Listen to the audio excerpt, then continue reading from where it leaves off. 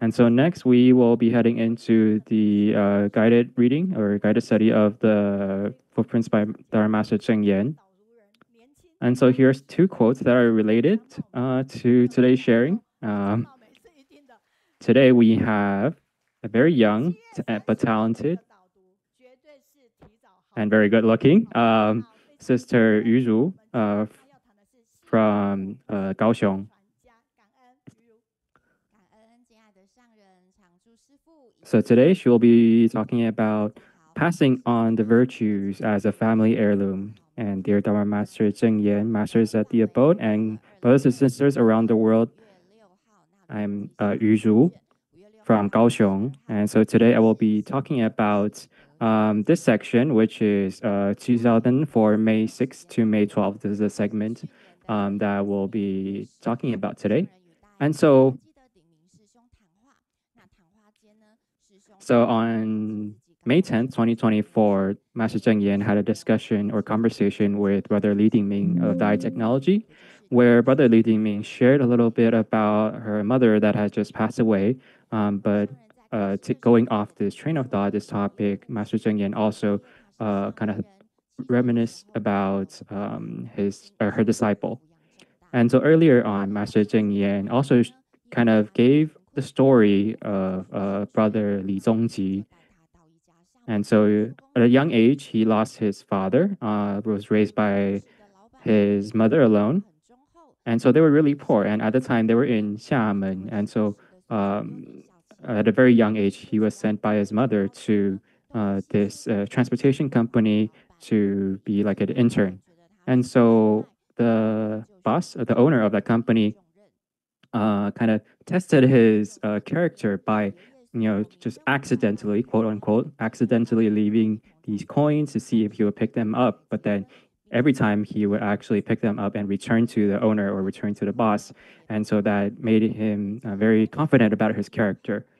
So he later on moved to Taiwan with the government, with the KMT government, and then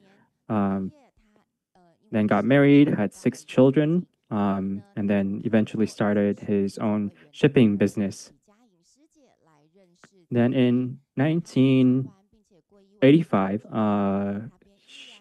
he faced a bottleneck in his career, but then under the causing conditions of his daughter, who was already a Tzu commissioner, then he got to know Tzu, got to meet Master Zheng Yan, and then begin joining Tzu's work. And then after that, he passed on the family business to Brother Li Dingming, but also at the same time uh, brought along his family, his entire family, and his business to support Tzu's work. So he volunteered for 18 years and passed away 22 years ago. So he joined Tzu about 40 years ago and constantly helped with the fundraising. So I remember that we held a memorial service in Guandu. And so because at the time Taipei Tzu Hospital wasn't built then, and since my dad loved fundraising, I wanted to raise funds for the hospital. So on a whim, I made an announcement that day to donate all the offerings for the funeral or the memorial to the hospital construction fund. So this is from Brother Li Zongji. He graduated from elementary only, did not get into middle school. So he always thinks about the many others that there are many others that do not receive an education. So I'm determined to work hard and strive to inspire those around me. And this is back to Brother Li Dingming. So she would be working on these handicrafts, even in the hospital. So she truly made the most of her life, contributing until her very last breath. And though not very highly educated, they both chose to donate their bodies to become silent mentors at Tzu University. So thank you for the clip. And so in Master's mind, Brother Li Zongji is also one that leads by character and leads by role model. And he also brings a lot of these good characters, these good practices, such as, being frugal and very diligent into his everyday life. So very often you would see him with dress shirts that had holes in them, but that he would just continue to mend them and continue to wear them on and on. So Master Zheng Yan really hopes that we can continue to pass on these kind of characters and virtues to generations on. So let us now hear from Master Zheng Yan on her teachings on Brother Li Zongji. Indeed, Mr. Li's father was always committed to serving others. He was a steadfast supporter of Tzu.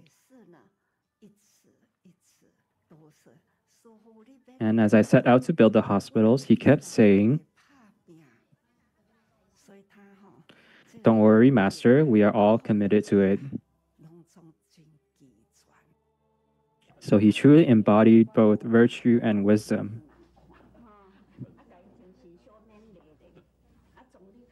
You should set more examples for young people and encourage them by sharing your past struggles.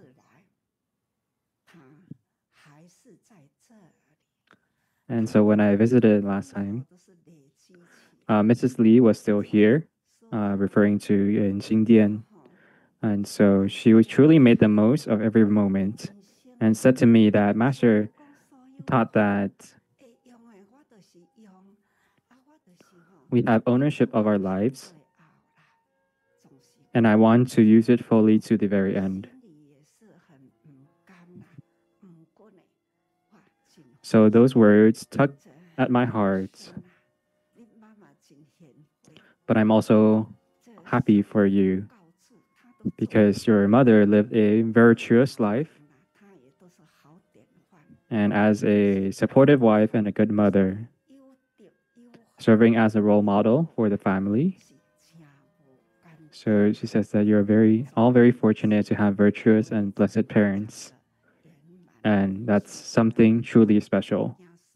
And overall, everything turned out perfectly. Her greatest legacy is to the virtue that she left behind to her children and grandchildren, and to carrying on that spirit and leaving this legacy of virtue, with generations serving with Tzu Chi for the world.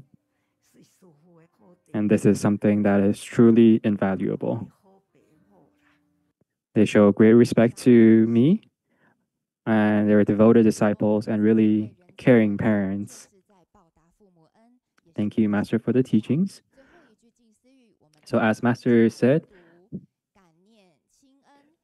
as we give of ourselves for the world, it is in fact repaying the kindness of our parents. So with this Jingsi aphorism, when we think about the kindness of our parents, that is also spreading the good seeds of goodness for our lives. And by being filial to our parents, then we can reap the fruits of blessings. And thank you, everybody, for listening today. So, how long ago did you finish this PowerPoint? So that was from before the end of April.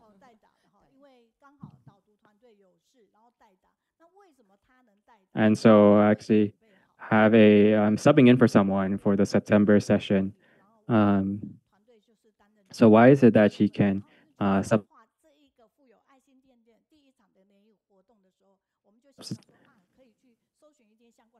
We had like a meeting yesterday